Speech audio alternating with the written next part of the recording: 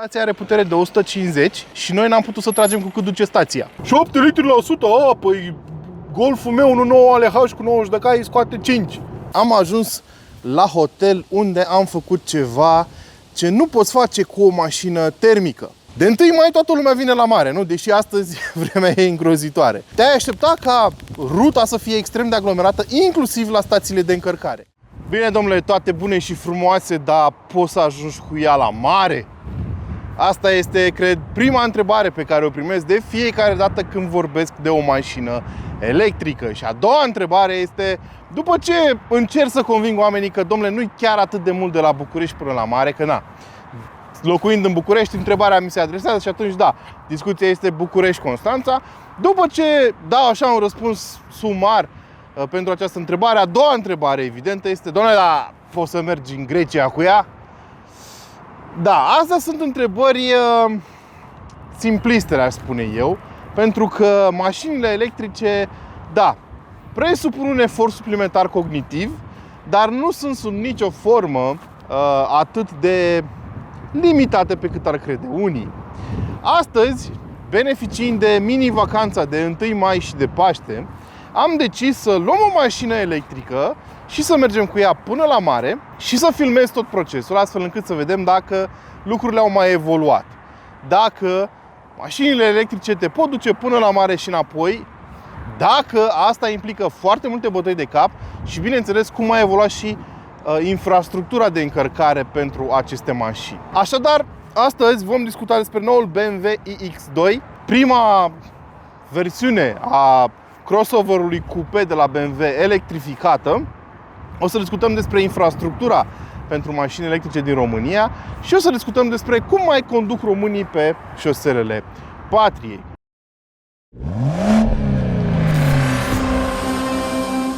Și o să începem acest clip cu mașina. Trebuie să vorbim puțin despre ea, pentru că ați mai văzut BMW X2 la mine pe canal, dar nu ați mai văzut BMW iX2. Este pentru prima oară când prezint această mașină.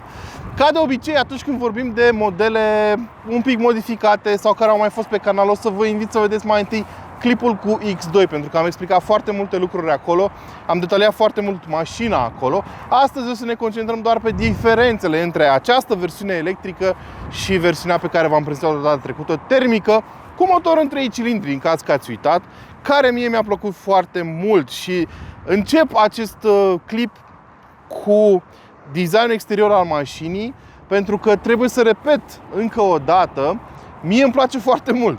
În poze arată ciudat, recunosc, și eu am fost extrem de subiectiv când am văzut pentru prima oară mașina asta în pozele oficiale ale celor de la BMW. Dar când o privești de aproape, personal, da, să-i vezi cutele de pe tablă și așa mai departe, observi că are niște forme, niște proporții foarte interesante. Mie personal mi se pare că noul X2 și noul iX2, bineînțeles, sunt un pas uriaș în față pentru crossover-ul bavarez și cred că se va vinde destul de bine mașina asta dacă cei de la BMW vor face și prețurile cât de cât atractive.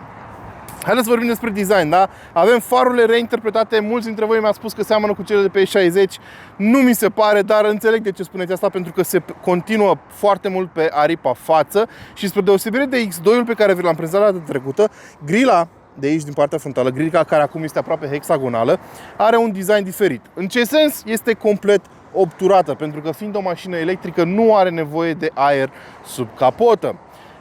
Îmi place cum arată acest design, adică au pus ceva aici înăuntru ca să nu lase formele goale, pentru că ar fi fost foarte masive și ar fi dat mașinii un aspect ceva mai plictisitor. Avem acum pe noile X2 avem și contur iluminat, Iconic Glow, pe care l-am văzut prima oară pe seria 5 și pe seria 7, da, acum începe să ajungă și pe alte modele ale mărcii, iar aici în partea de jos avem niște grile active care se deschid și se închid în funcție de necesarul aerodinamic al mașinii. Ce o să observați în partea frontală a acestei mașini este faptul că toate elementele sunt negre, lucioase, și avem pachetul M Sport instalat pe ea, ceea ce o face un pic mai agresivă, dar e bine să știți că iX2 nu vine în standard cu pachetul M Sport. Noi aici avem chiar pachetul M Sport Pro, care aduce câteva elemente în plus. De exemplu, din lateral vei observa că avem metriere cu roșu. Acestea sunt iarăși parte a pachetului M Sport Pro și jantele de 20 de inch sunt opționale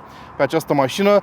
iX2 în versiune X-Drive 30, cum avem noi aici, vine în standard cu jante pe 17, iar asta nu ajută la autonomie, pentru că nici măcar nu sunt optimizate aerodinamic aceste jante, dar arată foarte, foarte bine pe mașină. Din lateral, iarăși veți observa că toate trimurile mașinii sunt negre, iarăși parte din același pachet M Sport Pro, care aduce și în zona din spate câteva detalii interesante, cum ar fi acest eleron pe haion care este acționat electric în standard.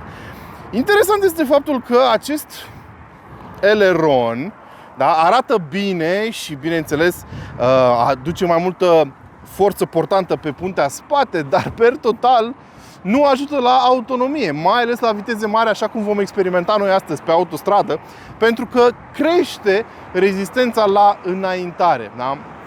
E o chestie la care va trebui să te gândești în momentul în care îți cumperi mașina și va trebui să te gândești ce fel de drumuri o să faci, dacă o să faci mai multe drumuri extern sau la viteze mici, pentru că chestia asta îți poate afecta destul de serios autonomia. Și în partea de jos iarăși avem trimuri negru, din material negru lucios, plastic negru lucios, și spre deosebire de modelul M35i, care este cel de top pe benzină, nu avem țevi de evacuare, dar asta se întâmplă și pe modelele BMW X2 termice care nu sunt de top. Și ajungem și la portbagaj. Și acum, astăzi chiar avem un portbagaj destul de încărcat. Vă spuneam că plecăm așa un pic într-un road trip.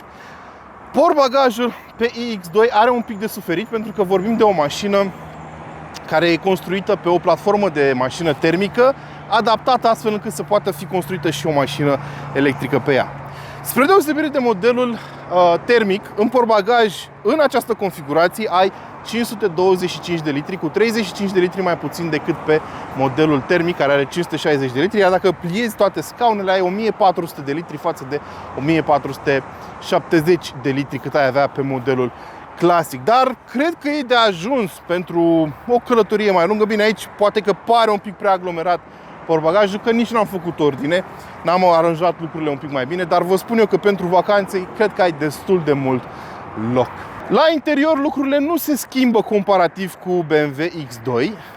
Bateria mașinii este în podea, iar motoarele electrice nu ocupă spațiu suplimentar. Deci la interior vei avea fix același spațiu, vei avea fix aceeași tehnologie ca pe un X2 normal, așa că nu o să mai intru foarte mult în detalii. O să vorbim când ne urcăm o mașină despre câteva lucruri, cum ar fi tapiseria diferită de pe această mașină. Ce mai vreau să menționez este faptul că sub capotă nu avem franc. Fiind o platformă termică adaptată pentru o mașină electrică, cei de la BMW nu au implementat și o soluție tehnică care să-ți aducă un franc sub capotă. Nu mi se pare neapărat un capăt de lume, dar știu că unii dintre voi veți fi dezamăgiți. Înainte să ne punem la drum, haideți să vorbim puțin și despre specificațiile tehnice, pentru că sunt importante într-un astfel de experiment. În concret, dacă vrei să-ți cumperi un iX2 în acest moment, comenzile sunt deschise și ai la dispoziție două versiuni, X-Drive 20 și X-Drive 30. Noi aici avem versiunea de top X-Drive 30, care aduce două motoare electrice. X-Drive-ul vă spune deja chestia asta, și un total de 313 cai și aproape 500 de Nm cuplu, 494 ca să fim mai preciși. Dar cel mai important lucru la mașina asta va fi bateria, pentru că indiferent de modelul pe care îl alegi, bateria este identică. 64,8 kWh util, undeva la 67 în total. Iar asta ar trebui să-ți asigure o autonomie de peste 400 de km conform celor de la BMW. Dar noi o să vedem exact astăzi cam câți kilometri poți să faci. E adevărat, pe autostradă bate și vântul destul de tare.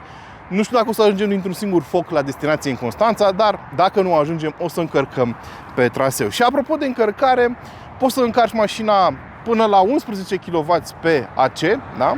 Curent alternativ, sau la o stație rapidă de tip CCS cu până la 128 de kW. Deci încărcarea de la 10 la 80% ar trebui să dureze undeva la 30 de minute. Și dacă o să încărcăm mașina, și sunt sigur că o să încărcăm mașina, dacă nu azi, cel puțin mâine, o să vedem exact și cât durează și cât costă atunci când ești plecat în călătorii mai lungi. Haideți să ne urcăm o mașină și să vorbim despre cum se conduce acest model și toate detaliile suplimentare de care aveți nevoie. Iată-ne la drum. Am parcurs deja 114 km conform instrumentarului meu de bord și conform computerului de bord al mașinii. Și vreau să vă vorbesc puțin despre interiorul acestui model și apoi să vorbim și despre ce am observat pe drum. În primul rând, v-am spus, diferențe față de versiunea termică pe care v-am prezentat-o acum nu foarte mult timp, nu sunt la nivel de design, numai că pe acest model avem scaune din Alcantara M Sport, aceeași formă, dar un material diferit, dar avem Alcantara peste tot, plus piele sintetică pe cotieră, pe marginile scaunelor, în foarte multe locuri, inclusiv pe bord. Îmi place foarte mult cum se simte aici, cusătura contrastată cu albastru, îmi place și ea foarte mult. Și îmi place că aici, pe partea superioară a bordului, avem un material moale.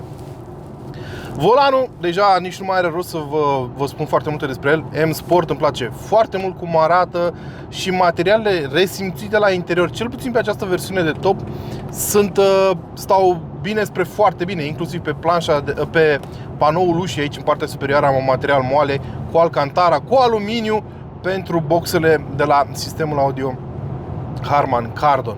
Deci, per total, X2-ul, așa cum vă spuneam și în celălalt clip și astăzi, a evoluat foarte mult comparativ cu modelul anterior. Atât în ceea ce privește spațiul, uitați cât loc am la bordul acestei mașini, loc până la cap foarte mult, și în spate v-am arătat în clipul anterior cât de mult loc, dar și pe parte de calitatea resimțită la interior. Dacă e să vorbim despre ergonomie, vorbim despre același setup pe care îl avem și pe celelalte modele BMW în acest moment, cu acest BMW Curved Display, da, această tabletă uriașă de pe bord, care, bine, BMW Curved Display înseamnă toată această unitate, dar ea este compusă practic din două ecrane, acesta pentru sistemul multimedia și acesta pentru instrumentarul de bord. Acum, despre acest sistem nou, iDrive 9, v-am vorbit în clipul cu X2-ul termic. Nu o să mai intru în detalii, sunt modificări substanțiale pe partea asta, pentru că avem acest meniu aici care îți permite să accesezi funcțiile mașinii mult mai simplu. Poți să treci prin el, se mișcă foarte bine, da? Avem o scurtătură și pentru sistemul de climatizare care a fost reorganizat. Avem aici multe aplicații pentru mașină, inclusiv ceea ce v-am prezentat ultima oară, BMW Digital Premium, adică serviciul cu subscripție al celor de la BMW, care îți oferă foarte multe upgrade-uri. Nu o să mai vorbesc despre el pentru că v-am vorbit în clipul cu X2-ul termic despre toată chestia asta, dar o să vă arăt asta. Respectiv consumul pe primii 120 de km pe autostradă. 24,2 kWh. Da? Mașina am ținut-o la 130 de km pe oră pe pilot automat și acum este pe pilot automat, așa cum se poate vedea din cadre. Și asta mi-a permis să pot să filmez în timp ce conduc, în timp ce sunt la volan. Mașina mă păstrează pe bandă, păstrează distanța față de mașina din față și are o cameră în instrumentarul de bord care îmi supraveghează fața constant pentru a se asigura că sunt atent. Am mers cu viteză, se vede și după parbriz cât este de murdar, câte vietăți, câte insecte am ucis în drumul acesta, dar un consum de 24,1 kWh la 100 de km este mare. Se vede faptul că mașina asta este construită pe o platformă termică la bază. Se vede faptul că avem acele ronde care vă spuneam pe spate. Se vede că avem roțile mari care nu sunt optimizate aerodinamic. Se văd foarte multe lucruri. Având în vedere că avem o baterie de aproape 65 de kWh la bord, aș zice că poți să faci undeva la 250 de km pe autostradă în ritmul ăsta. Dar noi acum avem 30% baterie rămasă și o autonomie estimată de mașină, imediat vă spun, între 60 de km și 125 de km. În funcție de stilul de mers, mașina ne arată așa o estimare vagă. Și la stilul actual de mers am avea încă 88 de km autonomie, adică mai puțin decât ne-ar trebui ca să ajungem la hotel. Așa că am ieșit acum de pe autostradă, suntem în Fetești și o să mergem să încărcăm mașina la un hub nou. Un hub care are și un port de încărcare de 300 de kW. Și o să facem update de acolo. Iată-ne ajungi și la hubul de încărcare al celor de la L-Drive de aici, de la Fetești. Câteva lucruri importante de menționat, apropo, dacă vreți să încărcați aici. Dacă folosiți Google Maps să vă trimită la această locație, să știți că el are doar așa noțiune abstractă a locației, calea Călărașilor 505, o să vă lase undeva mai în spate de locația actuală. Voi trebuie să mergeți un pic mai în față până ajungeți la Lidl. Intrați în curtea Lidl, mergeți în capăt și ajungeți la stațiile de încărcare. Așa cum puteți să vedeți, sunt 3 stații, 6 porturi CCS în total.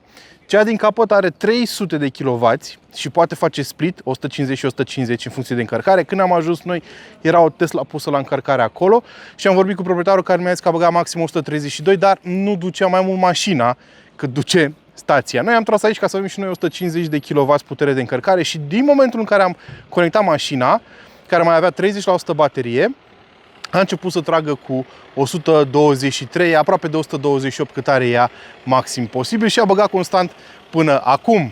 Așadar, în aproximativ 20 de minute am ajuns de la 30% la 75%, acum probabil că am ajuns aproape de 80% cu nivelul de încărcare. Și ce vreau să menționez aici este faptul că stația are putere de 150, da? Și noi n-am putut să tragem cu cât duce stația.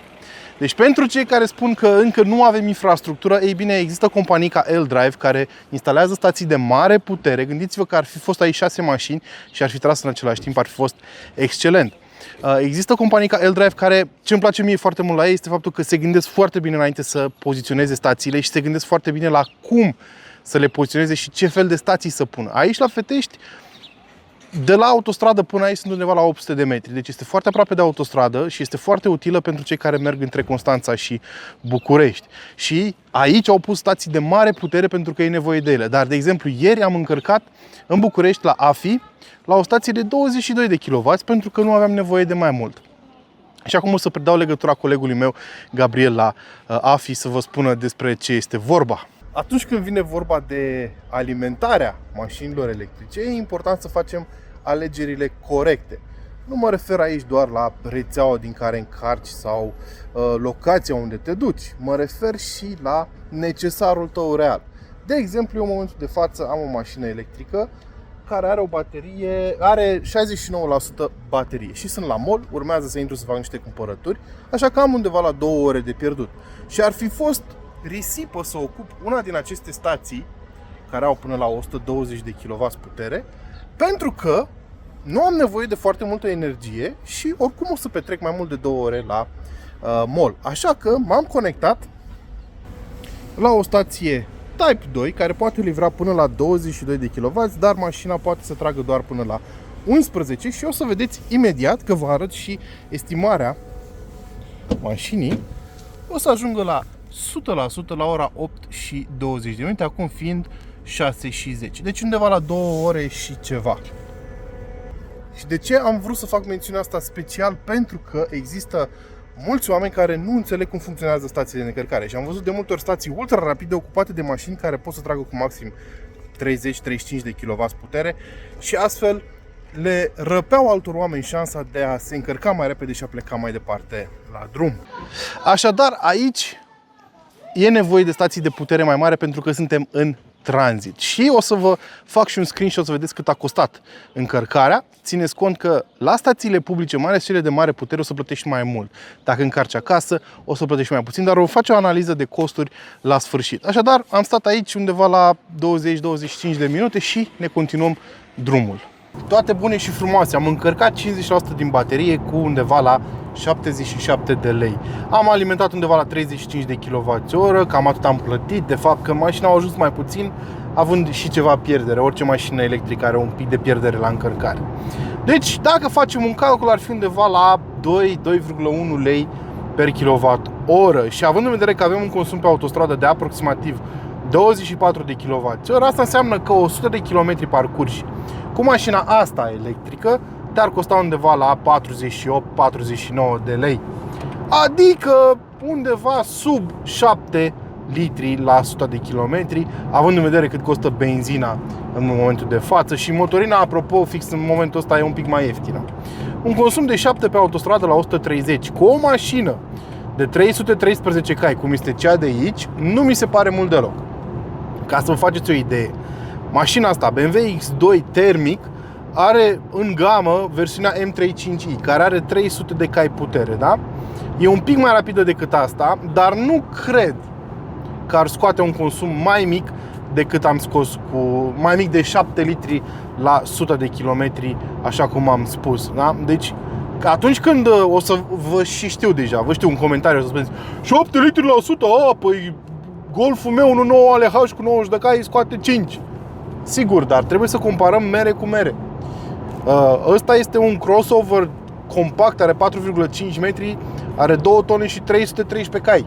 Până la urmă, nu vorbim de o mașină cu 100 de cai sau 150, că știu că o să vină și scodiștii cu mașina mea 2.0 TDI cu 150 de cai, consumă 4.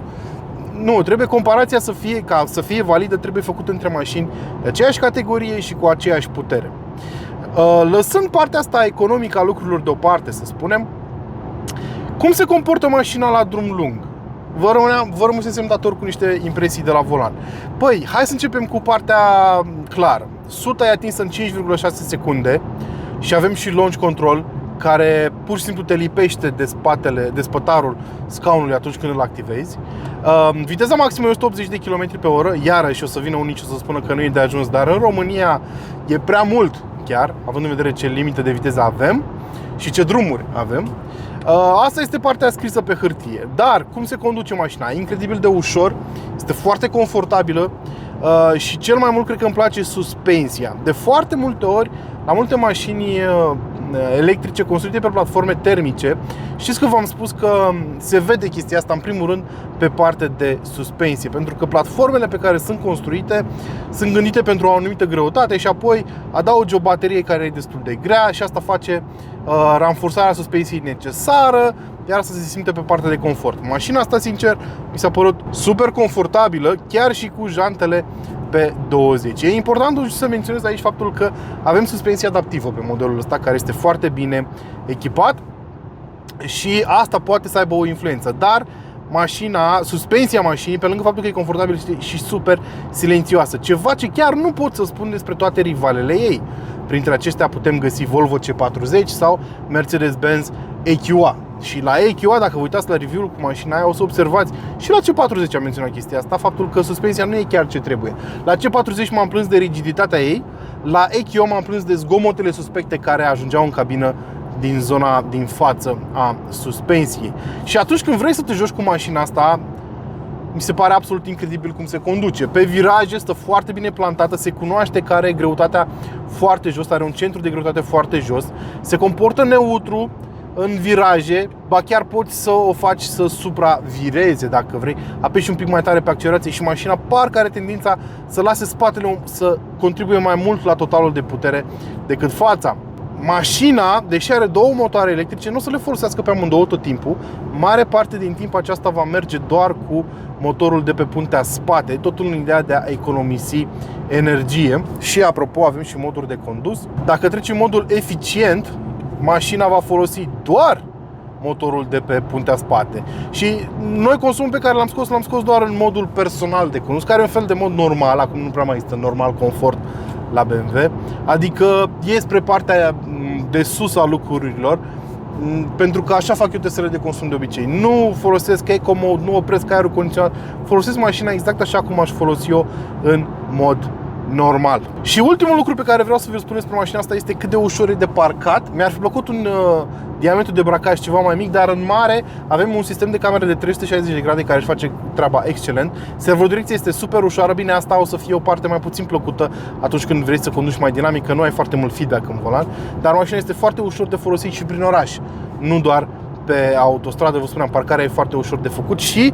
frâna are un feeling foarte, foarte natural. Iar aici trebuie să menționez faptul că BMW are probabil, din punctul meu de vedere, cel mai plăcut mod de rulare adaptiv atunci când vine vorba de regenerare. Deci toate mașinile electrice au un nivel mai mare sau mai mic de regenerare atunci când nu accelerezi, când încetinești. Mașina asta folosește un mod de regenerare adaptiv. Adică tot ce trebuie să faci este să iei piciorul de pe accelerație. Și în funcție de viteza pe care o ai și de mașinile din jurul tău, mașina ori va merge pe liber, cum se spune, va rula, va face coasting, ori va începe să frâneze mai tare sau mai puțin în funcție de câtă distanță este între tine și mașina din față.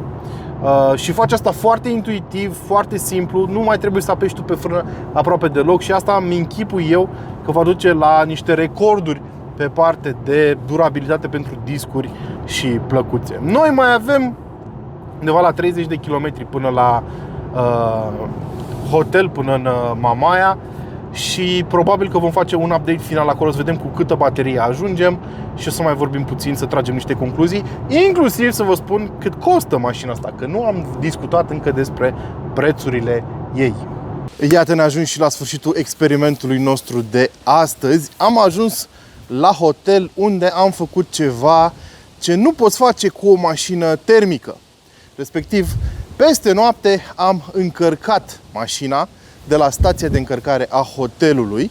Special am cumpărat cazare aici pentru că știam că pot să-mi încarc mașina peste noapte pentru plecarea înapoi. Asta este, iată, ceva ce nu poți să faci cu o mașină termică. Și dacă e să facem o recapitulare pe costuri a experienței de astăzi, tot drumul m-a costat 77 de lei. Pentru că la hotel încărcarea a fost gratis. Ceva ce nu poți să faci cu o mașină termică, așa cum spuneam. Bine, există hoteluri la care va trebui să plătești încărcarea și prețul va depinde în funcție de politica fiecărui hotel.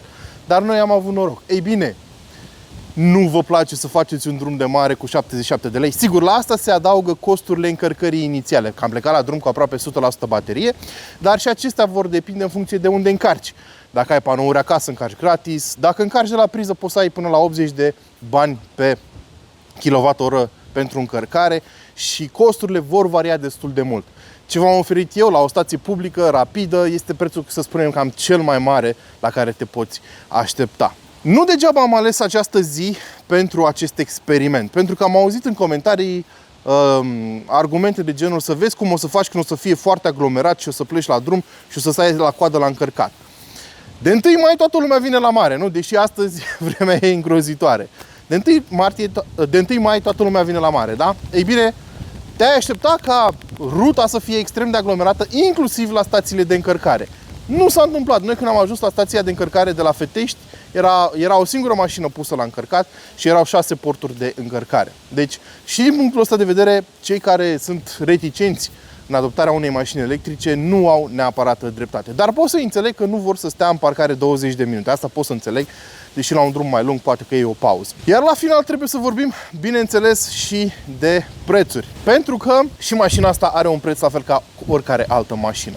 Dacă vrei să-ți cumperi un BMW iX2, ai două opțiuni la dispoziție. Ai versiunea entry level, eDrive 20, care are un singur motor electric pe puntea față de 204 cai și aceeași baterie ca modelul de față de 64,8 kWh și pornește de la 47.000 de euro și câțiva mărunțiși. Sau poți să-ți cumperi mașina asta care are un preț de pornire de 55.000 de euro, xDrive 30 cu 313 cai, aceeași baterie și un preț de pornire de 55.500 de euro. Dar mașina de lângă mine are un preț de aproximativ 75.000 de euro, fiind un model complet echipat. Sigur, în acești bani ai foarte mulți rivali, poate unii chiar mai buni. Lăsând Tesla la o parte pentru că, din punctul meu de vedere, nu este chiar un model premium. Hai să înceapă hate-ul. Alți rivali ar fi EQA sau Volvo C40, dacă e să luăm în considerare forma de cupe a acestei mașini. Și aș vrea să știu în comentarii pe care dintre ele ați da voi banii și dacă să mai fac experimente de acest gen și în viitor. Până data viitoare, bineînțeles, nu uitați de like, share, subscribe și, bineînțeles, nu uitați să vă hrăniți pasiunile. Ciao!